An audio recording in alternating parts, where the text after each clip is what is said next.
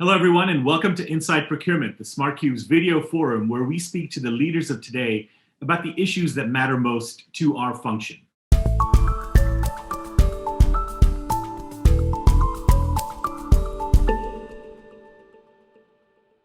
In this series of videos, we'll be speaking about a range of different topics that are extremely topical, particularly given what's been going on over the last year with COVID and all of the economic and political changes that have been taking place.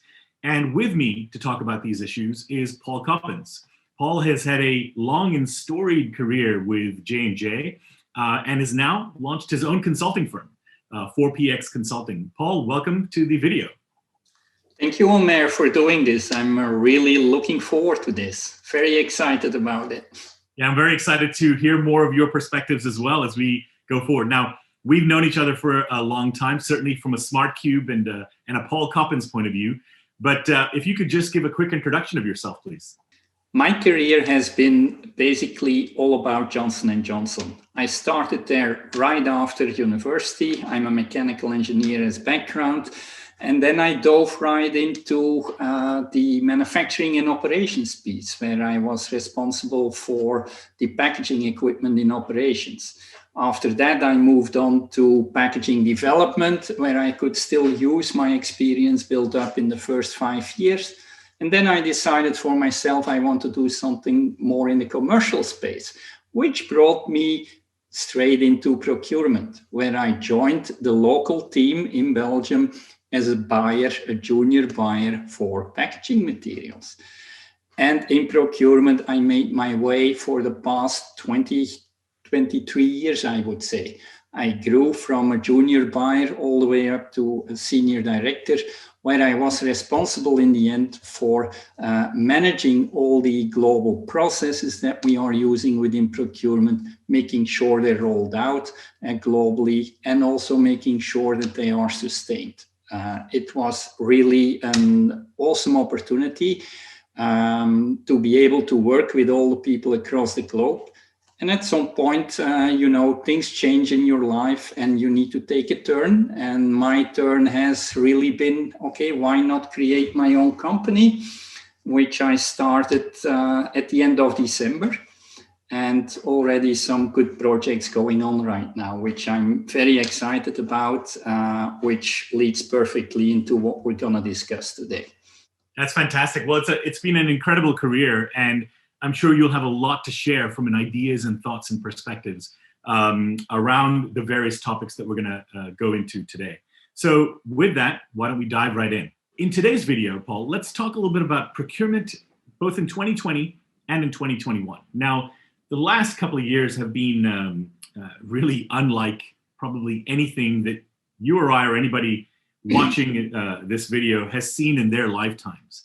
And I think it's had some pretty material implications for our function in particular. In your perspective, how has procurement changed as a result of COVID? Have there been any aspects that have become more or less important, specifically given all that's gone on over the last year? Thanks for the question, Omer. And really what I've seen happening is for sure the fact that we tried to create a more nimble and agile organization. More concretely, this actually means as an organization, you need to be able to redeploy your workforce where it's truly needed in times like a crisis, which COVID actually is. Continuing just the way you are doing things would not set you up for success. Within procurement, as you can imagine, it was critical to understand how our suppliers would be able to deal with this situation, which is a situation of highly volatile demand, but also scarcity. Think of your tier 2 and even your tier 3 supply chain. Everyone is doing their utmost to serve their customer and give the customer what they need. But it also means creating a great flexibility in your supplier base.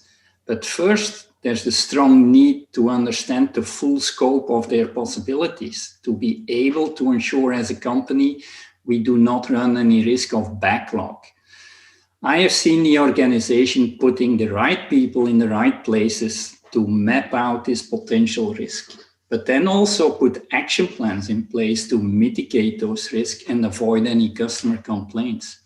This was a tremendous job, and it requested also a behavioral change for certain people. Not only that, but also rethink the way we were doing things.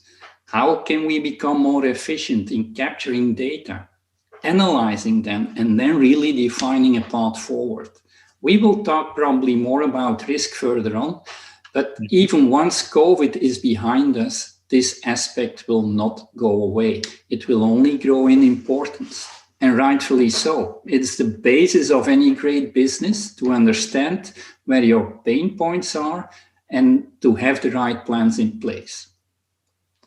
A second change that I've seen during this crisis is the way companies redefine goals and objectives, really meaning they realized you can't do it all as planned in the COVID timeframe.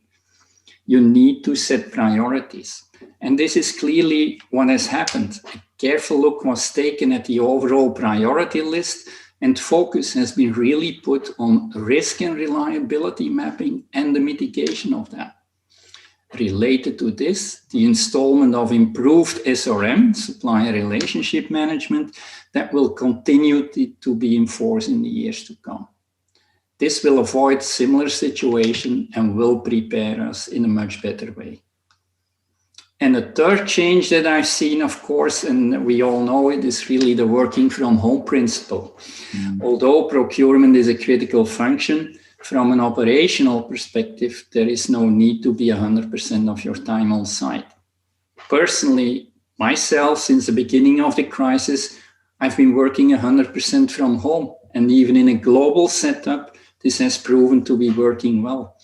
Companies that already use technologies like Zoom, Teams, and Skype only start to make more extended use of that.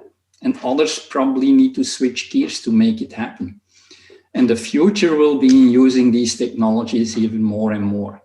Now, does that mean that we'll be stuck in our homes all the time in the future? No, not at all. There is still the aspect of meeting face-to-face with your colleagues and your suppliers, and that will give you the extra touch and insight you may lose by working from home all the time. I do believe, however, companies will now start to offer more options to their workforce and as such create even bigger flexibility.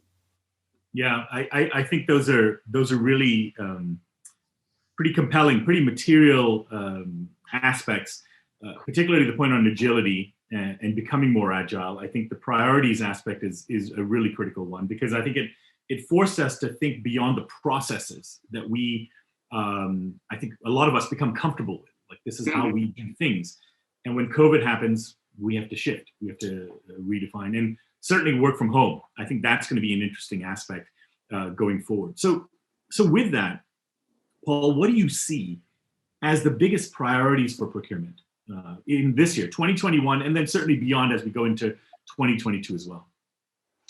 Personally, I do think that it will continue to be super critical to become even better at risk management and ensure we get full visibility at where we are potentially exposed at all times. And also, let's not forget about that, escalate it where needed to the highest levels in an organization. Creating that awareness of the exposure of a company will play a key role. Linked to this, also upping the game plan in terms of managing our suppliers in an even stronger way will be a big part of the solution.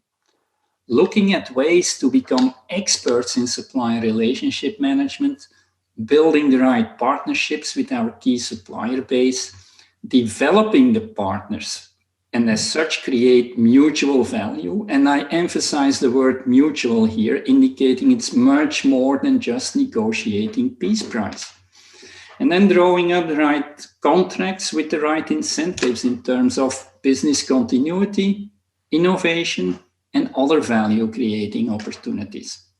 But involving our suppliers even more and look for solutions that can support both your company as it will your suppliers. The mitigating of this risk will also mean you have to make changes in your supplier base or even your materials base. Engaging other functions in this story is super critical, as a procurement function will never ever be able to tackle this all by themselves. You will need the buy-in from operations, manufacturing, engineering, R&D, and hence making the seat at the table even stronger for procurement will be key to make it work. That's my personal opinion. Yeah, I completely agree. I think, you know, the cross-functional aspect has really come into prominence, number one. If I can sort of summarize a couple of the points that you made, I think, you know, the cross-functional aspect is critical. It shows we're all part of the same ecosystem. If we don't work together, we're not going to get to where we need to go. And it's nothing, there's nothing quite like a crisis to help force that and bring that together and make it, I mean, I think everybody understood that, but the crisis really made it prominent and in front of our faces, so to speak, that we had to do that. Absolutely. The other aspect that I really appreciate you saying is the point on mutual value and partnerships. And I think that's the other aspect that, frankly, you know, and I know we're going to get into a lot of this when we talk about risk and supplier and innovation and all of these aspects as we kind of go through this series of videos. But the other aspect that clearly has come up over the last year is this issue of scarcity and lack of availability, and then allocations that you ultimately end up putting on, and how do you manage all of that? And that's when you find out if you are a customer of choice or a supplier of choice. And I think it's a mutual discussion. It's not simply one versus the other that we have to get there. But I think those points, particularly in terms of cross-functional collaboration, in terms of mutual value and partnership, are spot on. I think you summarize it very well, Omer. This is what is growing in importance in moving forward. And I think COVID was a bad period. It still is, but it has learned us so much how to deal in better ways and how to set ourselves up to avoid similar situations in the future wherever we can. Well, thanks, Paul. That wraps up today's video. We'll be back with another of our series of 5 videos that we're putting together with Paul. And the next one will be on category management.